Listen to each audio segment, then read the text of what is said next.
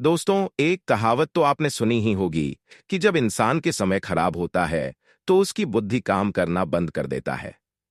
तो आइए इस वीडियो के माध्यम से इस बात का उदाहरण के साथ समझते हैं कि जब किसी इंसान के जीवन में समय कैसे उसे कहां से कहां पहुंचा देता है। बहुत दिनों की बात है कि एक परिवार बहुत गरीब था और उसके 3 बच्चे भी थे। उस परिवार के मुखिया, जो एक अधेड़ उम्र के थे, उनके पास थोड़ी बहुत जमीन के टुकड़े भी थे जिनसे वो अपने परिवार का लालन पालन भी करता था।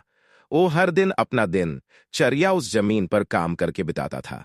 एक दिन उस किसान की पत्नी के अचानक बहुत बड़ी बीमारी का पता चला जब वह अपने पास के एक वैद्य के कुटिया में दिखाने के लिए गया।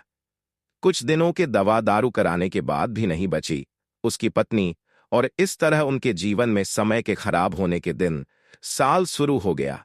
समय खराब तो चल ही रहा था।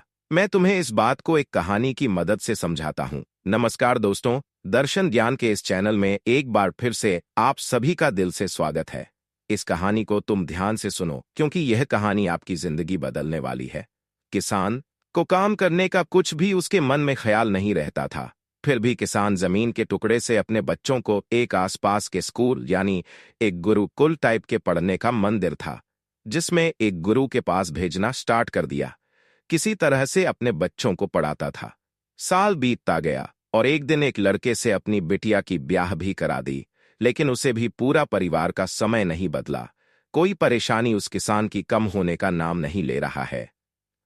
हुआ यूं कि जो भी उसके पास थोड़ी जमीन के टुकड़े थे, वो भी परिवार को लालन पालन में बिक गए। फिर उसके पास कुछ काम भी नहीं था। किसान को कुछ समझ नहीं आ रहा था कि अब आगे वो क्या करें। इसी बीच वो गुरु के कुटिया के तरफ गया और महात्मा से पूछा कि मैं एक अकेला इस छोटे से गांव में अपने परिवार को कैसे पालन कर सकता हूं। तो महात्मा जी ने कहा कि इसमें घराने की कोई बात नहीं है।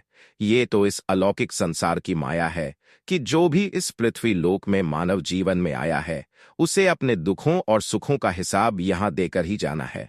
इससे आपको धैर्य नहीं खोना है और अपने परिवार के सदस्यों को इन समस्याओं से जूझकर आगे बढ़ना है।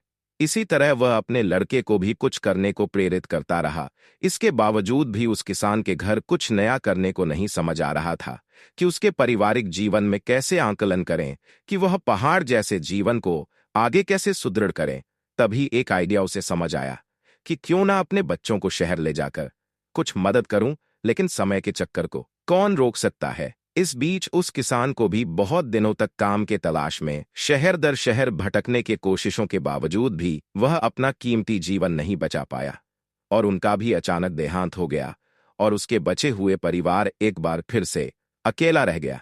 फिर से उसे कुछ आगे पता नहीं चल रहा था कि तभी महात्मा जी फिर से उनके सामने उपस्थित हो गए और उन्हें जीवन में सुधार के गुर सिखाने के प्रयास करने लगे, जिसे उस किसान मजदूरों के बच्चों को कैसे अपने कठिन जीवन में आने वाले समय में अपने कर्मों को प्रधान मानते हुए महात्मा बोले कि अपना अच्छे कदम को आगे बढ़ाता जा और इस दुख सुख के चक्कर से बिना घबराते हुए अपने लक्ष्य तक व्यावहारिकता के साथ पूरा करने की पूरी कोशिश करता जा। जरूर कुछ बुद्धि काम करेगा और अपना जीवन आसान बनाओगे। वीडियो को उस इंसान को शेयर करें जिसे इस कहानी को सुनने की जरूरत है, और उसी के ठीक बाद हमारे चैनल को सब्सक्राइब करें। तो चलिए फिर मिलते हैं ऐसी एक और नई वीडियो में एक नई सीख के साथ।